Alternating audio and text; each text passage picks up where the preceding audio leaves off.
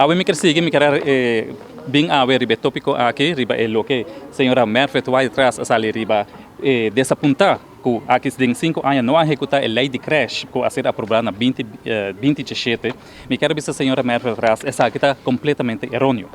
Aqui na meti timeline que desde 1998 a lei de kinderopvang agora tratar e aqui da começar a trabalhar na Aruba. Den a timeline aqui botagua que desde 2005 a sali rapport de ser database que o governo está com implementação de landsverordening kinderopvang para regular a operação de qualidade de cuidado do centro de cuidado de mucha. Essa aqui me está querendo seguro senhora Mervyn vai atrás bem com o incidente que lamentável que a passa de baby que a faleceu luna passada. Pero nós quer recordar, senhora Mervyn vai atrás que desde 2017 hope agora assim para o departamento que tem oprichting que tá o departamento de jovem e mucha que agora assim hope e para recordar também que essa aqui desde 2001 desde 2020-22 hope projeto na agora assim. Aqui na Bisa que desde setembro a reunião de DTI vende nang loketa e creche e cuido e seguridade e creche de mucha nang den centro de cuido de mucha nang. Tawata tem grupo nang 5 grupo nang ko ahaya EHBO CPR e essa aqui a seguir complementar durante de ano nang. Kami de 173 pessoas líder nang of cuidadora de mucha nang ahaya curso de EHBO.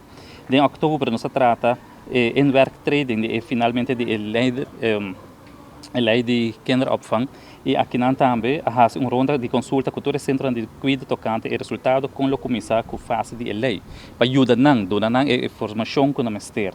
Tem lei formação também uploading que líder está trabalhando junto com o centro de cuidado e aqui nós estamos com essa aqui está vendo hope bom. De 2022 atualmente nós podemos que na janeiro último foi para estar com o estúdio para total de 58 cabeçantes do Centro de Cuidado de Muchanang. Fevereiro, nang asigihaya trabalhar a lei para o departamento aqui virá uma realização mais pronto que possível e aqui nós estamos também com esta hope sumamente importante que nós está pondo atenção na Centro de Mucha. De próximo entrevista, lo me dá mais detalhes sobre aqui nang, meti mapa aqui nang, com toda a informação desde 1998 até que hoje em dia todo o processo e toda a lei e toda a ação que agora toma e que essa aqui erroneamente por 5 últimos anos não sucede nada. Essa aqui está completamente errôneo para sobrar desde 2017 e seguramente pode gabinete waiver 1 e gabinete waiver cruz 2 hope que agora assim para o que trata é centro de cuidado para nós muchana.